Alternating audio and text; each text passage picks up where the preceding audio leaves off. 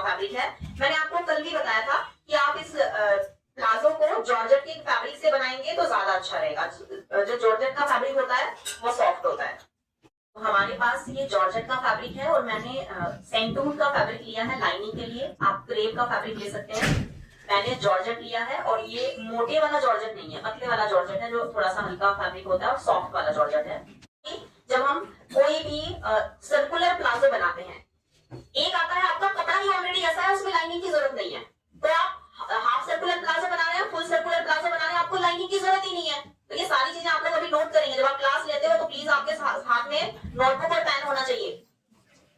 जब आप कोई भी सर्कुलर प्लाजो बनाते हो और उस फैब्रिक का जो स्टफ है वो ऐसा है कि आपकी टांगे नहीं दिख रही है, उसमें पैर नहीं दिखेंगे आपके। आपने पहन लिया और आपका नीड शो हो रहा है उसमें, तो उसमें नीड ही नहीं है लगाने की। क्यों इतना हैवी लगा रहे हो, क्यों लाइनिंग का यूज कर रहे हो उसमें, जब उसमें जरूरत ही नहीं है। हाँ, अभी अब जॉर्जेट का यूज कर रहे हैं तो नीड पड़ेगा उसमें। बिना लाइनिंग के हम बना ही नहीं सकते, हम पहन ही नहीं सकते उसको।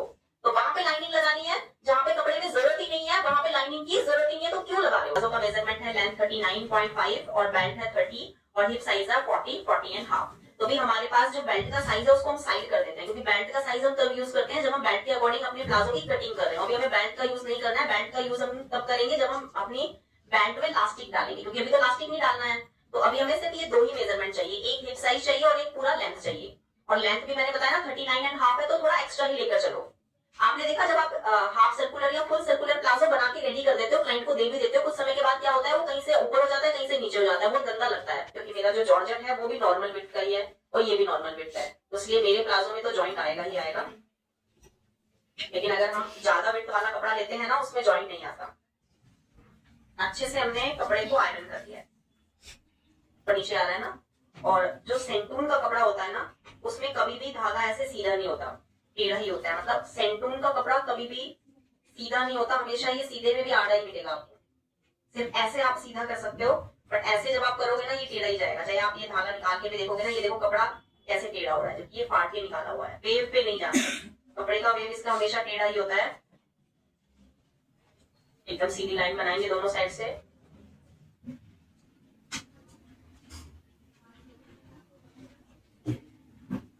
लगाना है एम स्केल का यूज करके। एम स्केल से ही लाइन सीधी बनेगी, अदरवाइज सीधा स्केल यूज करोगे लाइन टेढ़ी भी हो सकती है। डबल है कपड़ा, इधर भी डबल है और इधर भी डबल है, उधर भी किनारी वाला पार्ट डबल है। अब एक कॉर्नर ले लेंगे, कॉर्नर, और इस कॉर्नर को ऐसे फोल्ड करेंगे ट्रायंगल वाली शेप में। अब देखो किनारी आ रही है ना, तो किनारी के बिल्कुल बराबर से ही आया है। क्यों आया है, क्योंकि एल शेपर का यूज किया है, इसीलिए आया है। ये यहाँ पे ना आता, ये और आगे जाता, और आगे जाता तो हमारा अपने आप ही ज्वाइंट नहीं आता।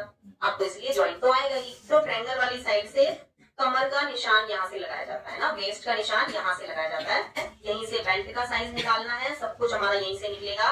और ये दोनों पार्ट है हमारे, लेफ्ट और राइट वाले दोनों पार्ट है प्लाजो के। हाफ नहीं लेंगे तब हिप साइज लेंगे। क्या लेंगे, हिप साइज। तो हिप डिवाइडेड बाय 4, जहां पे भी आएगा वहीं पे निशान लगा देना है। 3.25 आएगा, वहीं पे मैं निशान लगा दूंगी ऐसे, ठीक है। ये आ गया।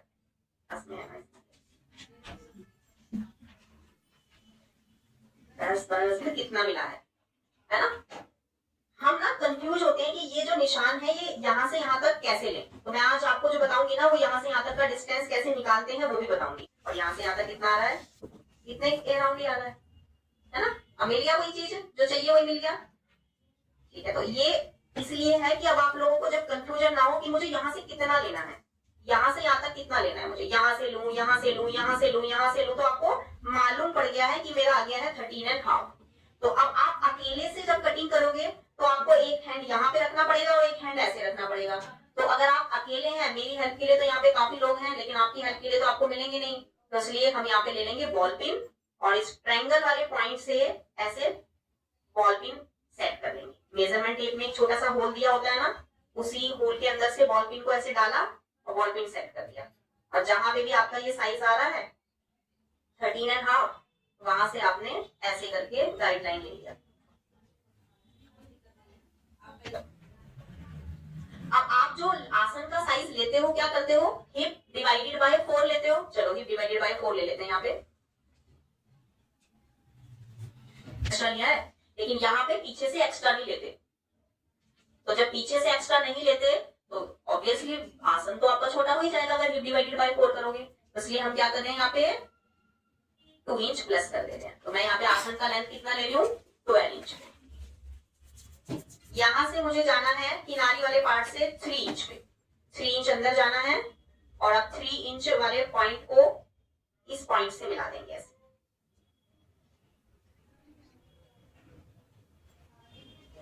ऐसे मिलाना है। अब मैं जो है यहाँ पे अपना आसन चेक कर लेती हूँ, है ना, कितना है। ये आ गया 13.5, ठीक है। अब 13.5 को डबल कर लेते हैं, मेरा आ गया 27 और मेरा आ रहा था 27.5। अब मुझे बेल्ट भी तो लगाना है, तो मेरा कितना आ जाएगा अगर 1-1 इंच दोनों तरफ से किया तो 29.5। और मैंने आपको कहा था कि जितना 27.5 आ रहा है उसमें आपका 1.5 या 2 इंच एक्स्ट्रा आना ही चाहिए। आगे वाला जितना भी लेंथ है उतना लेंथ हम नीचे से ले लेंगे। हमारा लेंथ है 39.5, तो मैं लेंथ को थोड़ा सा और एक्स्ट्रा ही लूंगी, 40.5 ले लेंगे। कितना है करने, चलिए 41 तक ले लेंगे, ताकि बाद में हम कटिंग करते हैं, हम पूरा प्लाजो रेडी कर देंगे, इलास्टिक डाल देंगे, जो भी हमें आसन वगैरह स्टिच करना है सब करेंगे। सबसे लास्ट में हम लेंथ कट करेंगे। अभी तो लेंथ को रेंडम कट कर रहे हैं ताकि बाद में जो अप डाउन होता है ना वो अपने आप को अपने अकॉर्डिंग सेट हो जाएगा। पूरा ऐसे गोलाई में वहां तक लेके जाएंगे। फाइनली समझ गए हो सब लोग। अब यहां से हमने जो भी निशान लगाया 54, 54, 54, उसको रेंडम हम सीजर से कट कर देंगे। ऐसे कर लो, लगाया है वहीं पे हमने कट कर लिया है। फिनिशिंग नहीं आनी चाहिए, मतलब थोड़ा जिगजैग में भी कटिंग होगा, कोई दिक्कत नहीं है, बस कट कर दो, ठीक है। इसको बढ़ने नहीं देंगे, ठीक है, बढ़ने नहीं देंगे, इसको कर लेंगे। इसमें थाई वगैरह का मेजरमेंट लेने का कोई नीड नहीं होता। तो जो कपड़ा हमारा बचा है ट्रायंगल वाली शेप में, वही कपड़ा हमें इसके ऊपर रखना है ऐसे।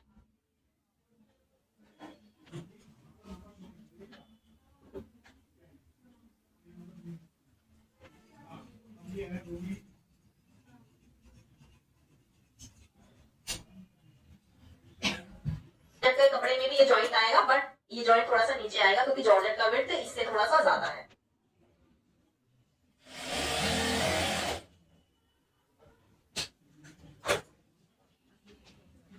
तभी तो सीधा होगा, वरना आगे पीछे हो जाएगा।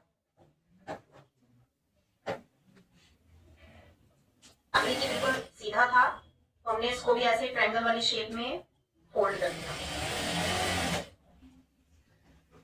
जो लाइनिंग हमने कटिंग की है उसको भी रख के कटिंग कर सकते हैं, ठीक है, लेकिन जैसे हमने कटिंग किया था वैसे भी कर सकते हैं। यहाँ 13.5 के लिया था, थोड़ा सा नीचे कर लेते हैं इससे ना, 13.75 ले लेते हैं, 14 से 1 पॉइंट कम। गाइडलाइन लेंगे,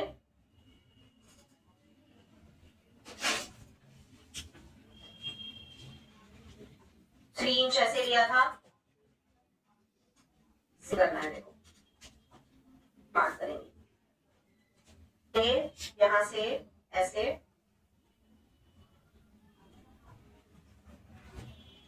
फ्रेंच कर्व स्केल लेंगे, लेंथ लेंगे ऐसे, ताकि बेल्ट भी इसी में आ जाए। और हमारा जो भी लेंथ है 39.5 था, लेकिन हम 41, 42 पे कटिंग करेंगे, ठीक है। तो 41 इंच पे ले लिया हमने, वहां से वाइड करो, वहां पे देख लेंगे कितना आ रहा है, ठीक है। जो भी वहां पे आ रहा है वहां पे निशान लगाएंगे और यहाँ पे ऐसे पिन से सेट कर देंगे। पार्ट था वो थोड़ा सा बड़ा था, लेकिन अभी जो जॉर्जेट से कटिंग होगा वो थोड़ा से छोटा होगा।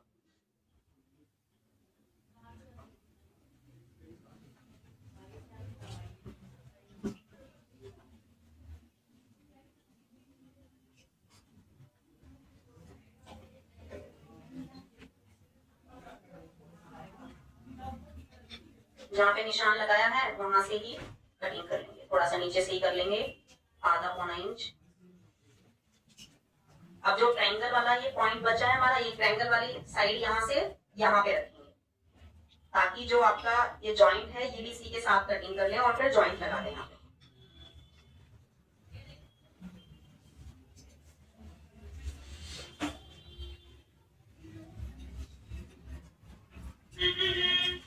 आती हूँ आपको क्या करना है।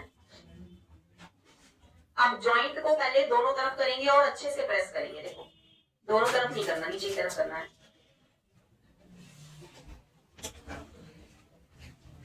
ऊपर का बेल्ट है, इस बेल्ट को एक साथ ऐसे इकट्ठा कर देना है। दूसरे वाला पार्ट भी ऐसे ही करेंगे। चारों पीसेस को एक साथ ऐसे ले लिया है। अब हम इसको एक ऐसी जगह पे हैंग करेंगे जो कल क्लास तक ये हैंग ही रहेगा, ऐसे ही लटका रहेगा। बॉल पिन दे दीजिए, हैंगर में ले लीजिए, क्लिप पे कर लीजिए, अपनी डमी पे हैंग कर लीजिए, कहीं पे भी करेंगे ऐसे आपको ये हैंग कर लेना है। बॉल पिन से हो जाएगा वो अपने आप। पूरी रात जब ये कल तक लटका रहेगा तो अच्छे अच्छे ढीले हो जाते हैं, है ना। तो ये भी अपने आप जहां से बड़ा होना होगा ये बड़ा हो जाएगा, जहां पे रहेगा स्टे वहीं पे रहेगा। तो कल तक अब ये ऐसे ही रहेगा, करेंगे।